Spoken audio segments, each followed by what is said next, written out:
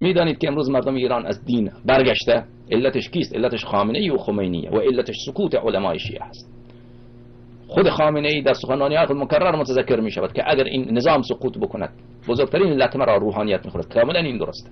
کاملا این درسته، چون روحانیت آمده گدای در خامنه‌ای شده، چون روحانیت آمده مانند سگ دم میزنه بر دربار خامنه‌ای. به این خاطره و الا اگر روحانیت حسابش را از نظام ایران جدا می‌کرد خامنه‌ای سقوط بکنه نکنه، روحانیت و مرجعیت حوزه علمیه پابرجا میماند، چون حساب اینها جدا میشد. اما امروز اینطوری نیست. روحانیت امروز مداح دربار شده، مرجعیت امروز مداح دربار شده. امروز آلت دست یک فاسق فاجر، یک بنی امیه و بنی عباس حاضر شده. روحانیت و مرجعیت امروز حالش اینه و مرکز اغلب گمراهی ها و جهالت های شیعه و بیدینی شیعه علمای شیعه شدند، مراجع شیعه شدند.